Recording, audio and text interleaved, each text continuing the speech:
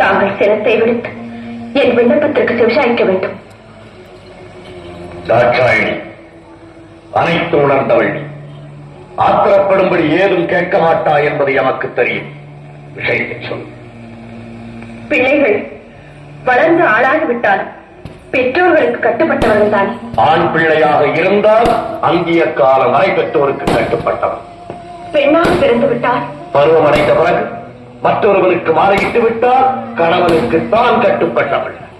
மற்றொருவருக்கு மாலையிட்ட பின் பெற்றவர்களை அந்த பெண் மறந்துவிட வேண்டியதுதான். சுற்றி வளைத்து நீ எங்கு வருகிறாய் என்று எமக்கு புரிகிறது. சுருக்கமாக சொல். கோபப்பட்டு விடாதீர்கள். மறுமுறையும் மன்றாடி கேட்டுக் கொள்கிறேன். என்ன கேட்கப் போகிறாய்? என் தந்தை தர்ஷன் நடத்தும் யாகத்திற்கு சென்று வர வேண்டும் என்று மனதில் தோன்றுகிறது. உத்தரவு கொடுப்பீர்களா? என்னை அவமானப்படுத்த வேண்டும் என்பதற்காகவே எனக்கு அழைப்பு விடுக்காமல் யாகத்தை தொடங்கி இருக்கிறான் தர்ஷன். எனக்கு வழக்கமாக சேர வேண்டிய அவர் பாகத்தையும் தர மறுக்கிறான். அப்படிப்பட்ட கொடியவன் நடத்தும் யாகத்திற்கு நீ செல்வதா? உன் தந்தையாக இருப்பதா? தலை மறைப்பதா? அதற்கு நான் உத்தரவு தருவதா?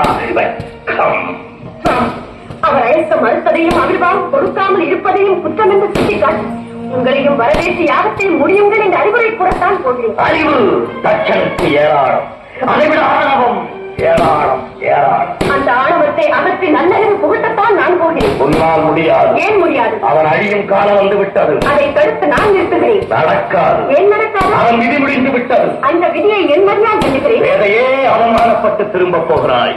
இல்லை, என் தந்தை ஈசனுக்கு விரோதி என்ன என்ற அளவுக்கு அவர் மனதை மாற்றிவிட்டு வெற்றியுடன் திரும்பி வருகிறேன். ஒரு பெண்ணுக்கு பிறந்த வீடு சாஸ்வரமா அல்லது புகுந்த வீடு நிரந்தரமா? இதற்கு பதில் சொல்லிவிட்டு பிறந்த வீட்டிற்கு பெருமையும் புகுந்த வீட்டிற்கு நற்பெயரும் தேடி தருவதுதான் பெண்ணின் கடமை. ஆனால் நீ கணவன் சொல்லை மீறி தந்தையை காணச் செல்கிறாய். என்ன செய்வது? பாசம் என்னை தூண்டுகிறது, வளர்த்த கொடுமை என் நெஞ்சத்தை வாட்டுகிறது. போவது உங்களுக்கு பிடிக்கவில்லை, போகாமல் இருக்க என்னால் முடியவில்லை. ஐயனே, பிறந்த வீட்டிற்கும் புகுந்த இடத்திற்கும் விரோதம் ஏற்பட்ட பிறகு பெண்ணாக பிறந்தவள் இருப்பதை விட இறப்பதே மேல்.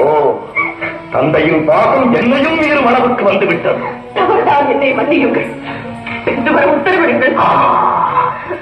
விதி உன்னிடமும் விளையாடுகிறோம். சரி, சுவாமி, போய் வா என்று சொல்லுகிறேன்.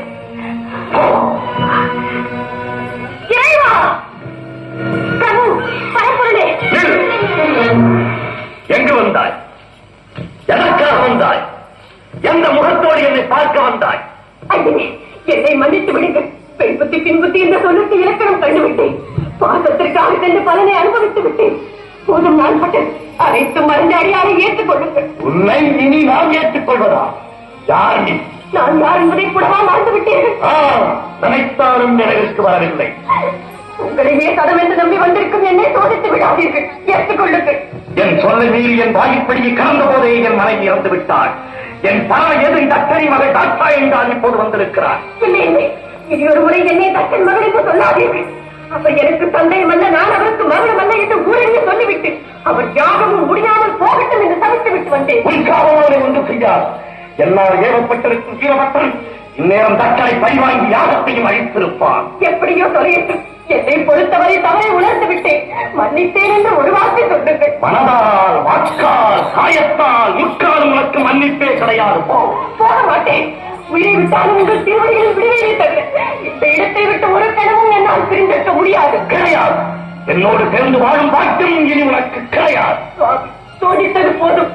இனி வேதனையை என்னால் தாழ முடியாது. ஏற்றுக்கொள்ளுங்கள். உன் நிலவை மறந்து தக்கன் நகர்ந்த பாசத்தால் தவறு செய்து விட்டாய். இதற்கு தக்க தண்டனை நீ என்னை புரிந்திருக்க வேண்டியது. தவறு செய்வது மனித இனம், மன்னிப்பது தெய்வீக குணம் என்று உலகிற்கே உபதேசம் செய்த தாங்களா இப்படி பேசுகிறீர்கள்? நீ தவறுக்கு மன்னிப்பே கிடையாது. போ. அப்படி உபயோகித்து விடாதீர்கள். எதை பிரிந்து தனிமையில் இருக்க வேண்டாம். இனி எனக்கு தேவையில்லை. உலகில் நாமே தனித்து எண்ணிக் கொள்வோம். உறுதியாகத்தான் சொல்கிறீர்களா? இறுதியாகவும் சொல்லுகிறேன். எங்கே?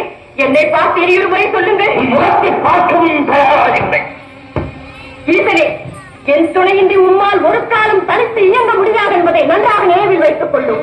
சக்தி ஆழத்தால் அழியாதே. சர்வம் சிவமயம். சப்தரிஷிகள், பூதகணங்கள் மற்றும் உங்கள் சகாக்கள் அனைவரையும் அழைத்து கேளுங்கள். சக்தி இல்லையே சிவம் இல்லை என்று தக்க பதில் கூறுவார்கள். தகாத வார்த்தைகள் பேசாதே.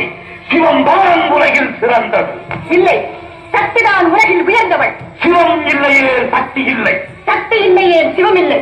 சிவம் தான் பெரிது. சக்திதான் பெரிது. ஆணுக்கு பெண் அடிமை. அந்த ஆணையும் பெற்று தருவது பெண்மை. நீ இன்றி நான் உண்டு. நான் இன்று நீர் இல்லை. மாயா